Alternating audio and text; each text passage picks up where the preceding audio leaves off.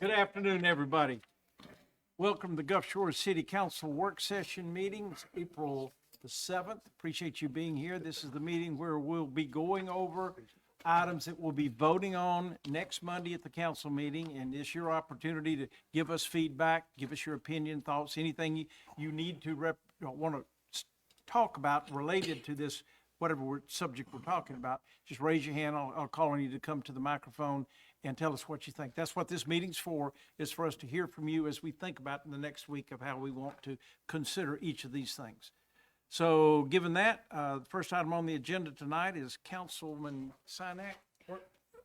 Yeah, I just have do you have any updates on parking at the Waterway District?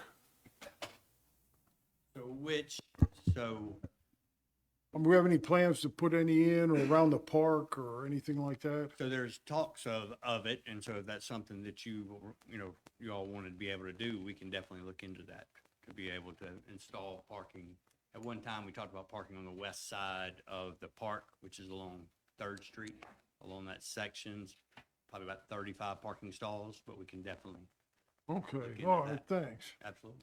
We applied to the Restore Council for a determination on the eligibility of some of the money that we still have not spent on the Restore grant. That we can do some additional parking on Second Street from already 24th to 23rd is in the bid it has been approved for the Ped Bridge. The next two blocks down there are subject to approval from the funding from the Restore Council.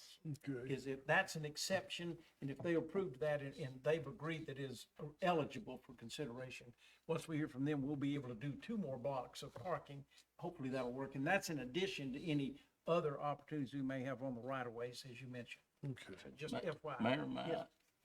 is there any talk about the other night when the ladies was here with the petition?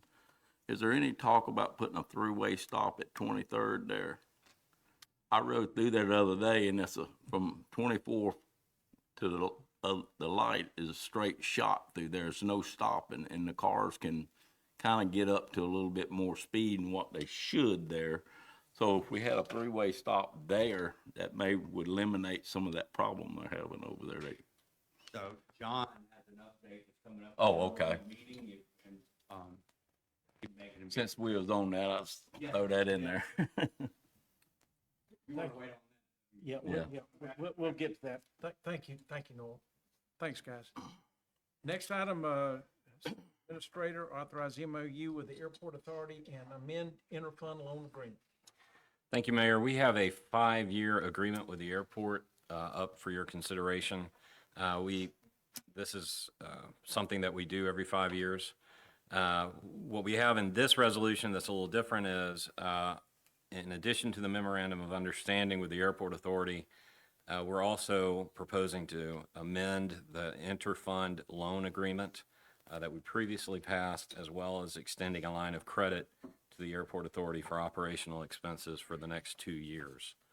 So this is a 5-year agreement with the airport for the airport to receive services from the city, including over $147,000 worth of services from the Public Works Department, $100,000 worth of services from the IT department, in addition to the ability to use our IT department for future assistance.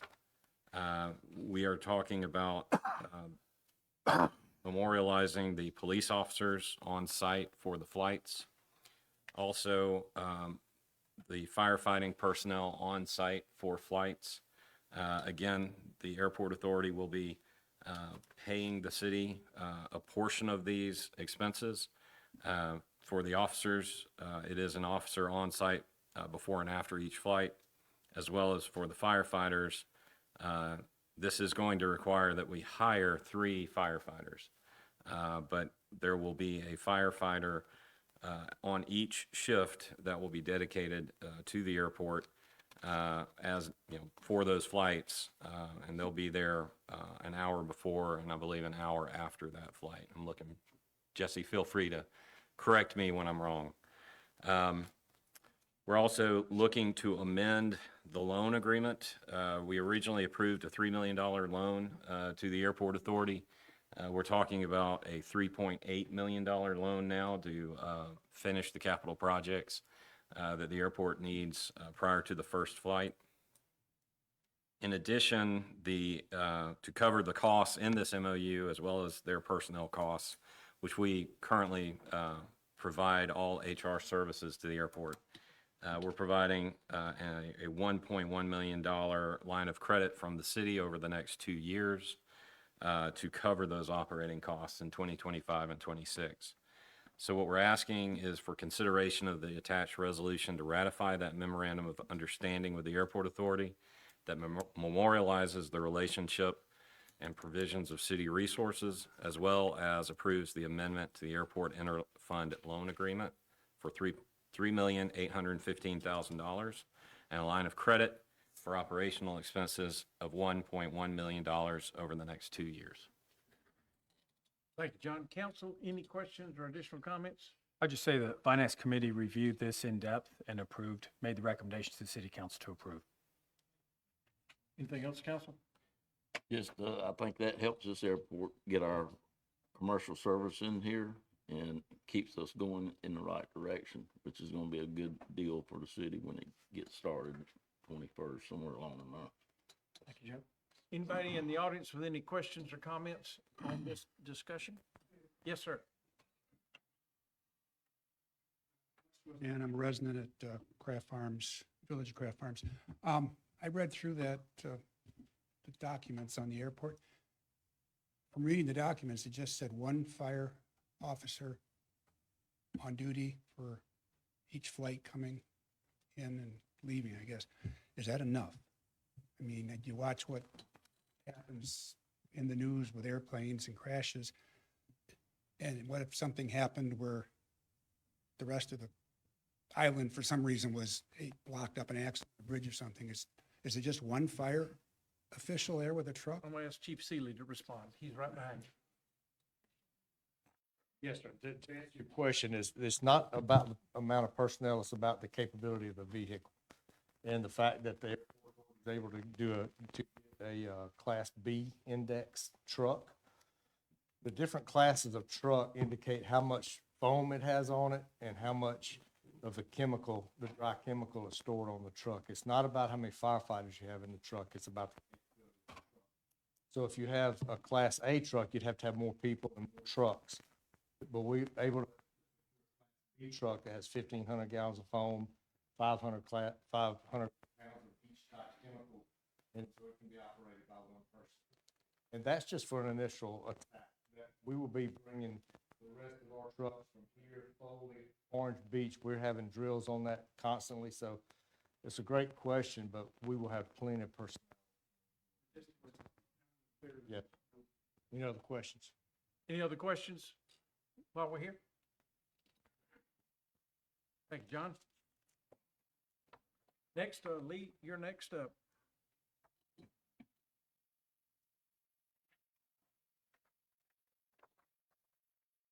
Yes, thank you, Mayor. This is a request to authorize the mayor to accept a land donation. This is about an acre of property located just off of Regency Road. It wraps around the Palmetto Woods subdivision. Mr. Tyler Prescott has offered to donate this property to the city. Like I mentioned, it's about an acre. He originally purchased it at a tax sale in 2014.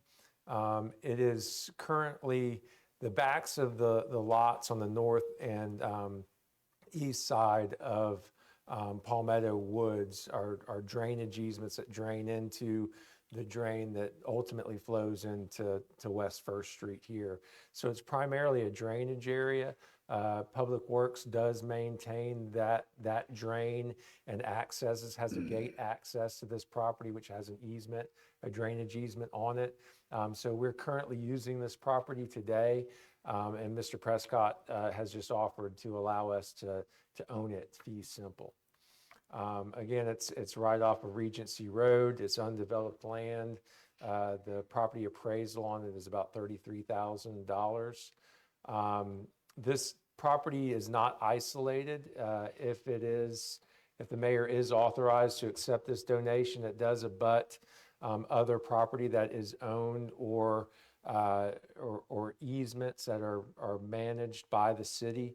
You can see the blue area there are all properties that we either own fee simple or manage a conservation easement, like on the Ridge townhouses immediately to the east there. That property to the east of that is Aviles, which they are in the process of working up a deed to donate that property to the city as well. So you can see there could be a connected network of city-owned or managed properties in this area. So this is not an isolated piece of property, and for that reason, staff is recommending approval that we accept this donation, that City Council authorize the mayor to sign on to this donation.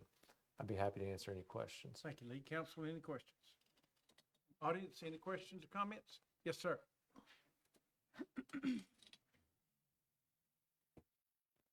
Good afternoon. I am Tyler, landowner. Just wanted to come down here to, in case y'all had any questions. Or just let y'all know that I know the city has been using the land right now. You know, they have a gate across the property. Basically, I don't even have a key to that gate. So felt it would be in the best interest of the city, you know, since y'all are actively using it. Y'all have easements across it. That'd be best for y'all to own it. Just, y'all have any questions, I'm here to answer them. Thank you, sir. Anybody else with anything related to this? We appreciate you being here, appreciate the offer. This will be helpful for us. So thank you, Lee. Brandon? Good afternoon. What I'm bringing before you today is our annual beach surveying that is required as part of our beach renourishment and to be able to qualify for our FEMA reimbursement. This is with Foth and Olson. As you'll recall, Al Browder was with Olson Associates and they joined together in the same company. He's been doing our beach surveying for years and years. And what this does is it sets the benchmark for our beaches in case we do have a storm and be able to go back and restore our beaches to whatever it may be, just knowing the amount of sand loss. So we had budgeted $63,000 and this actually came in at $59,700. So we're under budget. Work will begin in mid-May and go through the end of September. Now that does include our beaches, State Park, and Orange Beach beaches. You know, of course, the money just in this $59,700 is for our part of that. We talked a little bit this morning about the severe scalloping and the loss of beach in an area there. Is any way that this can help us understand Mayor, I would hope so. I'm very hopeful. Not real sure what the effects are for that area to scour like they do. Al calls it the black hole of the Gulf. We actually, whenever they were engineering it to be restored, he put more sand in that vicinity, in that 900 block, hoping that it would eliminate some of the problems that we see. Winter storms have been brutal on our beaches this year. It took a lot of sand. I can only say that I'm grateful that we did nourish it when we did, because otherwise we'd probably see pool decks and even possible structure collapse there. So having the renourished beaches is beneficial, no doubt. That area in the 900 block, they'll do the surveys, and usually between April, May, we start seeing some beaches get restored back after these winter storms. So I'm hopeful by May, June, we'll see some of that come back in the area. is this in the same area that we lost beach overwalk, dune overwalks last year? So it's more the same place? During Sally, yes, sir. You know, after Sally came through and we lost so many of our dune walks, we put a moratorium basically on our dune walks until we got the beaches restored. We have implemented a new policy along with ADM's guidance and still allowing the dune walks to extend as far as we have in the past to get closer to the water.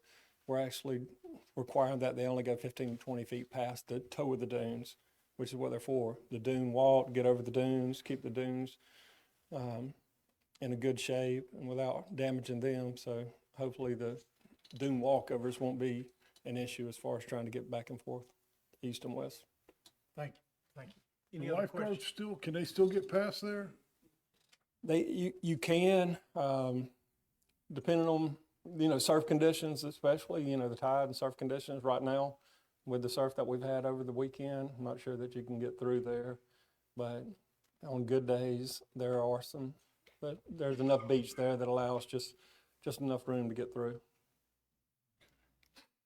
Audience, any questions, comments? Thank you, Brandon. Toby? Yes, sir. I have two entities that have applied for ABC license. The first one is actually a transfer of a restaurant retail liquor license, El Toro Mexican Restaurant located at 3645 Gulf Shores Parkway. And then I have Peachtree Hospitality Management, doing business Embassy Suites, has applied for a special retail liquor license. These both have been advertised for a public hearing April 14th, and I'll be glad to answer any questions. Toby, thank you. Council, any questions or comments? Anybody? Anything? Yes, sir. Council, my name's Ashton Sawyer. I work at James Pittman's office in Daphne. And our office has handled the ABC application for Peachtree, the Embassy Suite. So I just wanted everybody to know I was here. If there was any questions or concerns or anything to bring up. Thank you, sir. Appreciate you being here. Anybody, council, knowing this, any comments? Thank you. Appreciate you being here. Chief Seeley.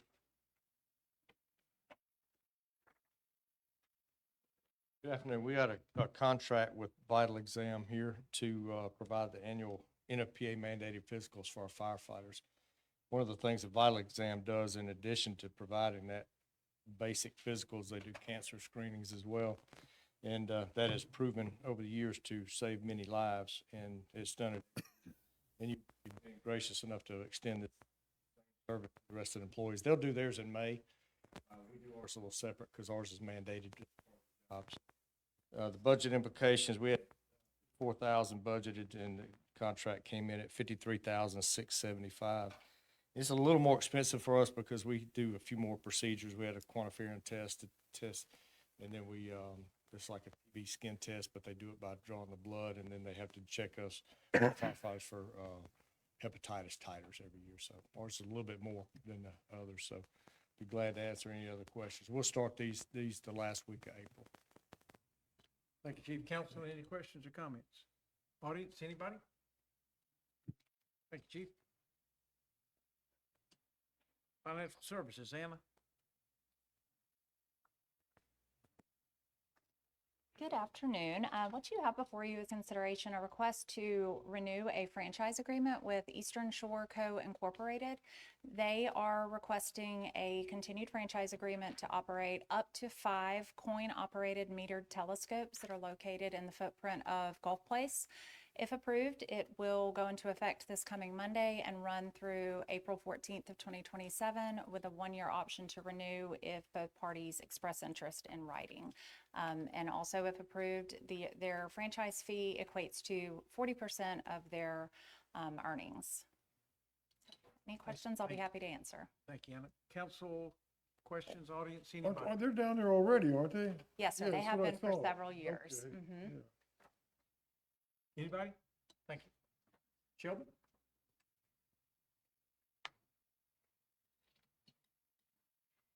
Good afternoon, Mayor and Council. This is a resolution to declare real property surplus of a 2013 Kubota excavator.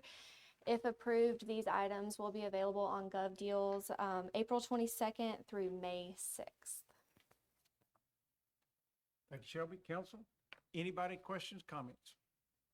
Thank you. Noel Hand. So we have 4 items for you. But the first one is the surplus for a trade-in for a Barber beach rake, our beach cleaning machine that you see at the beach. So we'd like to surplus and then do a trade-in to Barber. We budgeted 80,000 for this item. We got a trade-in value of 6,500, and so we have a total cost of 72,160. So we're just really need permission to surplus, to be able to have it. Noel, council? Audience, any questions or comments? Next. The next item is light pole fixtures. This is actually for Gulf Place, and it's LED heads. So we have about 31 heads that are out throughout the site. So it's a little dark at night. So it's with the sea turtle lighting, it's already just not a lot of light, but we need to get these replaced. And so this goes to Consolidated Electrical Distributors in the amount of $82,635. Thanks, Noel. Council? No, on the previous one about the beach rake, how many of those do we have? We have two? Back up. Okay, I was gonna say, if we didn't have a backup, would this one be worth keeping as a backup? We're gonna get rid of the back. Oh, but we, Yes, we'll have we'll two. still have two then? Yes. Okay. Audience, anybody, any questions, comments? Okay, Noel, next. Next is VMS board, which is the variable message sign board that we opened up sealed bids March 6th for, we budgeted 2 VMS signs and for $38,000. Prologix LLC is who will purchase this from, and they came in a bid at $38,681.30. So we're $681 over that budget, but we'll be able to cover it through over the underruns that we had on other items for 2025 purchase. Thank you, Noel. Council, any questions? Audience? Next. And so the next one is for an amendment for the Volkert Program and Construction Management. And we're recommending amending the contract to extend the duration for an additional 9 months in order to accommodate the duration of the high school construction project. We're anticipating completing in April of 2026. This current contract is set to expire in October of 2025. And this amendment will ensure the city retains Volkert for the program and construction management. And that's at a rate of $52,281.75 per month, which is half of the current fee now. So once we reach October, November, it would go to the reduced rate to the remainder of the project. But we recommend approving this contract. Thanks, Noel. Council, any questions or comments? Audience, anybody? Thanks, Noel. Deputy Chief Taylor. Sir, good afternoon, Mayor and Council. What we have here is authorize you to sign an agreement with Motorola Solutions for the repair and maintenance on our dispatch consoles in an amount not to exceed $85,147.15. This will be a 3-year contract that'll cover all of our needs for this, and it was done to try to avoid some of the annual cost increases that we've been seeing lately.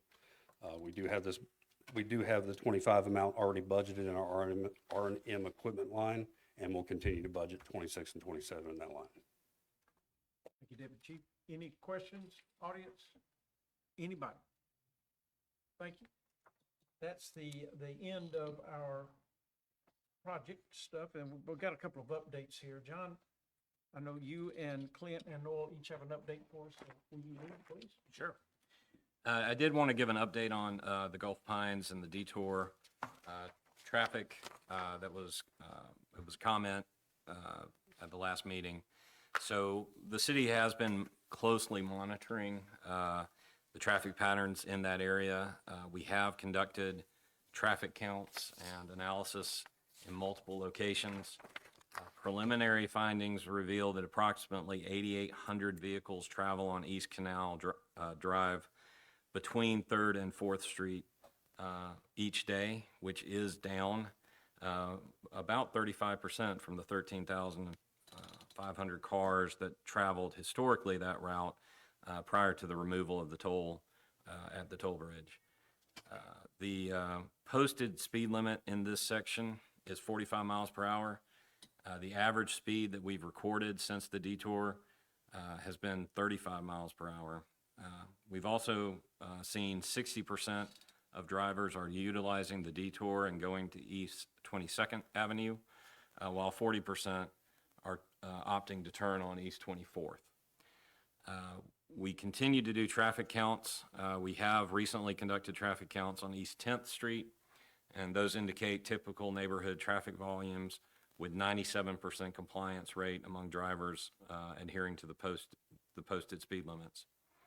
In addition to this monitoring, the city's taken additional steps. First, we have had an enhanced police presence since March 10th. We have increased that presence with a dedicated officer, traffic officer in the area. We have had adjustments that we completed to the signal at East 22nd and East 2nd. We completed those on March 25th. Those adjustments synced the northbound right green arrow with the northbound and westbound traffic.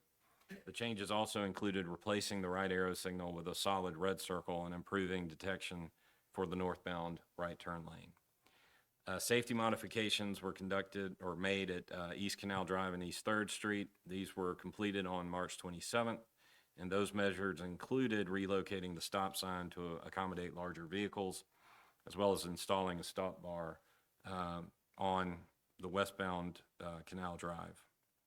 We have placed directional signage for the East 3rd Street detour on March 28th, and we have taken additional traffic control measures at East 2nd and East 24th, including the installation of water barricades, repainting the stop bars, and adding rumble strips to enhance the safety at that intersection.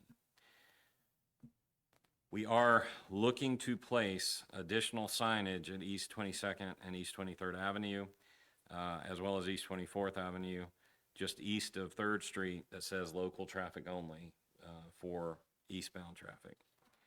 We are looking to place wayfinding signage and new signage to help direct traffic to local businesses at 24th as well, pointing people towards the Waterway Village and away from the neighborhood streets. We are making parking adjustments as well on West 22nd Avenue, set for completion in April. Those parking removals will improve traffic flow and enhance safety, as well as placing more traffic counters to monitor vehicle flow at all of these locations. We will continue to do that as we have been. Finally, we have engaged in a contract with Jacobs Engineering to assess the traffic patterns on the detour route, to conduct further traffic analysis of the surrounding neighborhood and recommend any traffic calming measures that might be needed. So that is an update on where we are with that.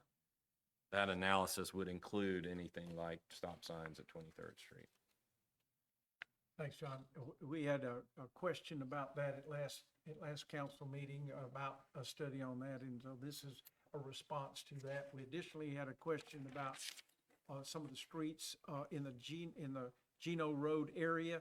Noel, you want to update us on what we are doing about that, or what we know about that?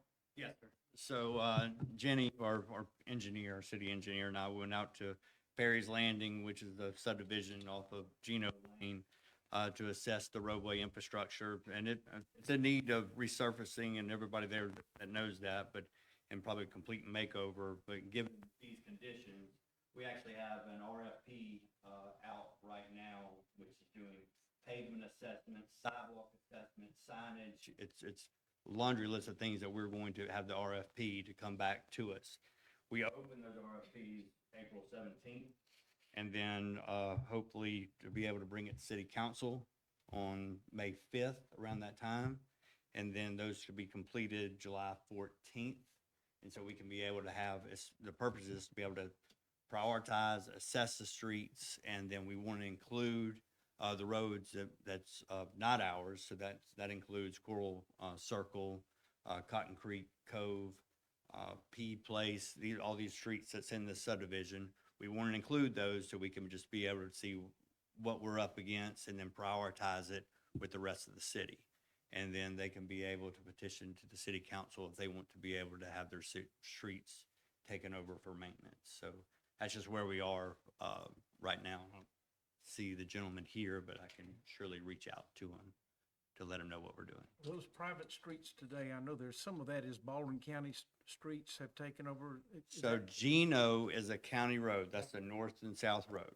And so, but the streets, Cotton Creek Cove, Coral, Circle, those are all private drives.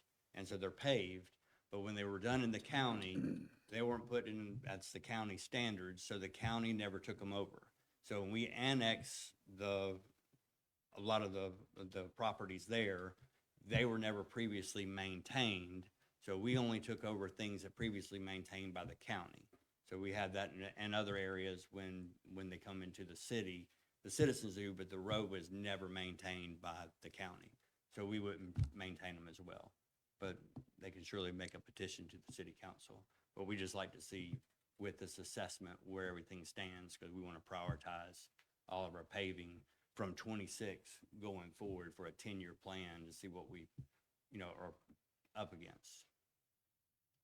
So they're all in the city limits, is that correct? Yes, sir. Okay.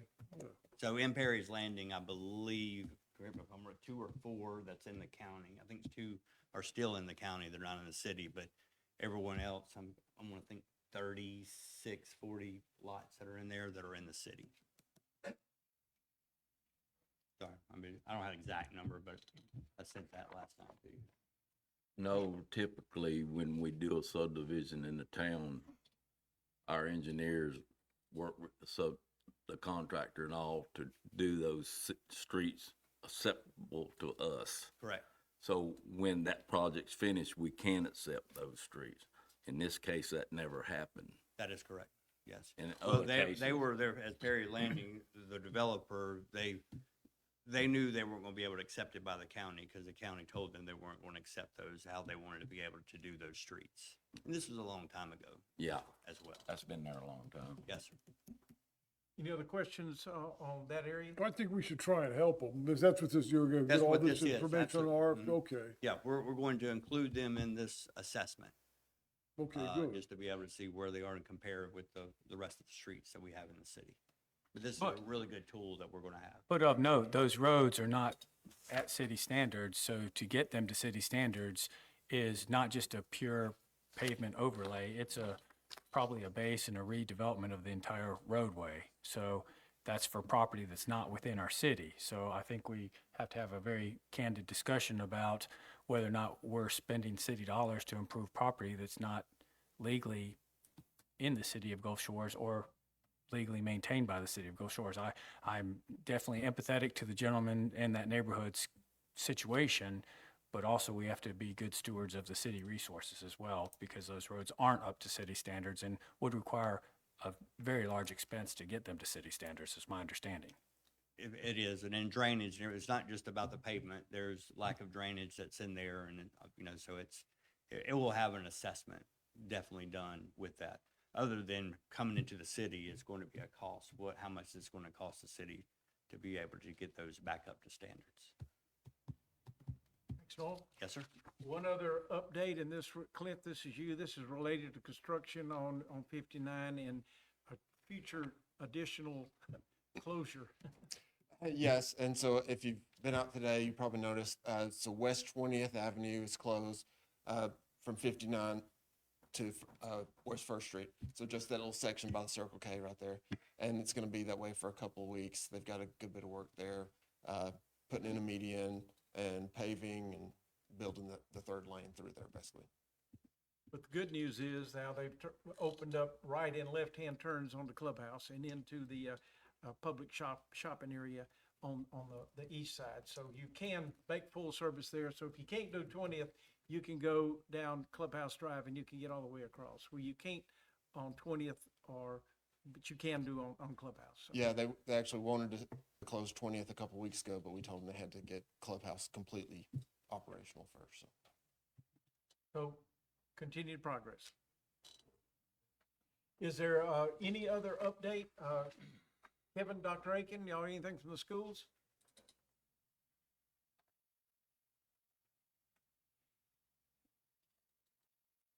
Always fun to brag about student success. So our middle school robotics team, this is first year they've competed, went to the University of Alabama state competition, and 8th grade came in 4th. So they were, and then 6th grade was recognized because they were really in a high school competition. So 4th place is not where we want to be, but that's not a bad start for the first competition. So we're excited about that.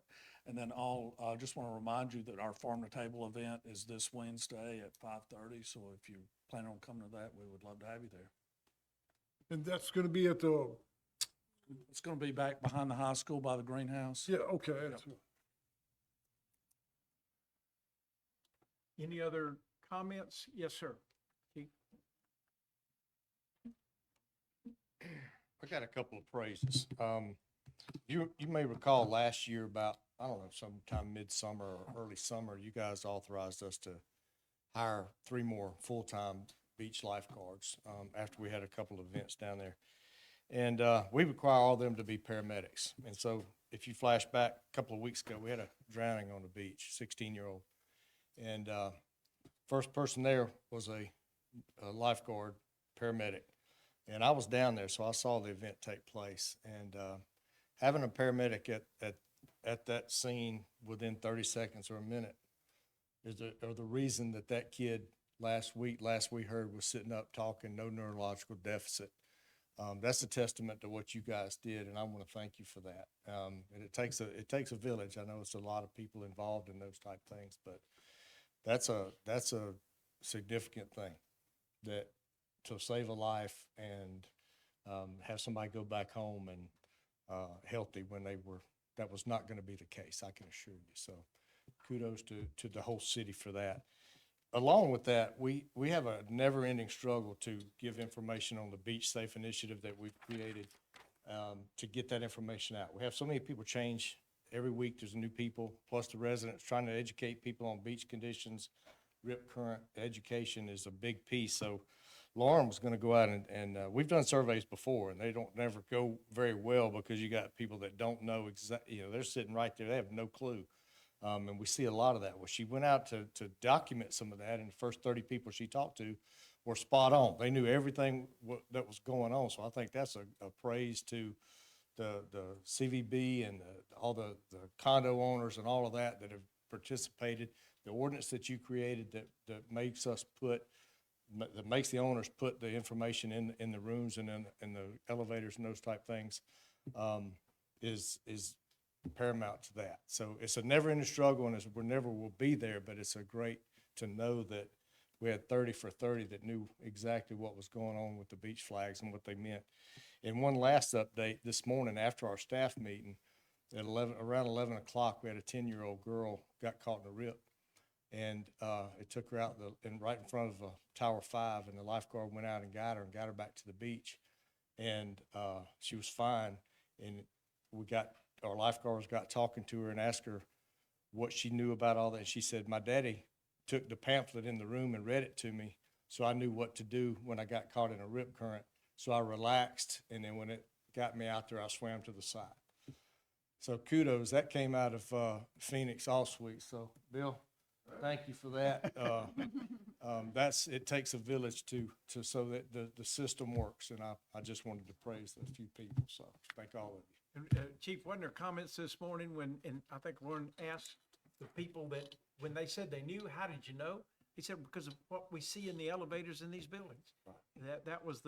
That's just focus for everybody. Everybody's getting an elevator going up, and visitors are seeing that information. And that's a really good message there that we're getting across, because that's the challenge. And John and I talked this morning. He tasked me with putting together a case study on some of the effects, and so they'll take a little time to put together to look at some of the things. And we've also seen fewer rescues this year, even though we had 14 in the last week. We've seen fewer, so we want to see what that correlation is into the marketing campaigns and the information that we get out. So hopefully we'll be able to gather some of that information. The last thing the dad said was that he didn't jump in the water to get his daughter because he read that also, so he wouldn't become another statistic. And that's textbook. That's what our lifeguards asked for. So anyway, thanks. Thank you, and congratulations. Job well done. Anybody else would like to have a discussion with the council during this meeting? We're going to adjourn this meeting and go into a special council meeting. We've got a resolution and ordinance. From a time perspective, we need to introduce, discuss, and vote on. So with that, is there a motion we adjourn and go into city council? So moved. second. Got a motion and a second. All in favor, say aye. Opposed? No, I wasn't opposed. I No, was coughing. I asked if. Oh. Okay, Oh, so I'll call the special council meeting, April 7th order. Toby, will you call roll? Yes, sir. Mr. Garris? Here. Mr. Steinack? here. Dr. Dyken? Here. Mr. Jones? Here. Mayor Kraft? Here. First item on the agenda is Resolution 6962. This is to authorize a contract at Howard Technology Solutions. Martha? First presentation. You did good this morning, so you got it. I know you got it. Thank you, Mayor. Thank you, Council. We have a request to execute a 3-year agreement between ourselves and Howard Technology for Assured Backup Solutions. It is a 3-year agreement that would it would improve our backup solution. It would fix some issues that we are currently experiencing and improve our security at the same time. This is on a purchasing cooperative. It is inside of our budget already. This would increase our backup, our offsite backup locations. It would provide immutable backups, and it would provide an additional disaster recovery test every year. We currently budget $78,432 for our backup solution. This one would come in just under that at $77,583, which would be just under $1,000 savings every year.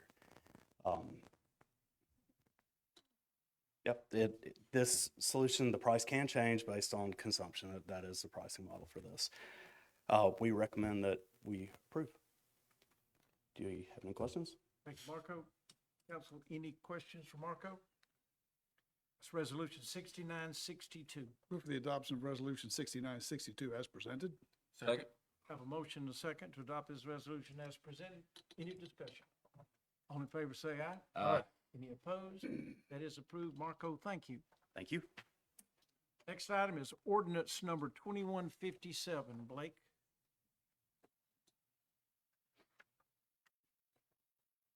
Thank you, Mayor. The council will recall, you entered into a development agreement for the development of the Embassy Suites mixed-use project a few years ago. In that agreement, one of the requirements that we put in it, the development team provide the city a $3.5 million letter of credit.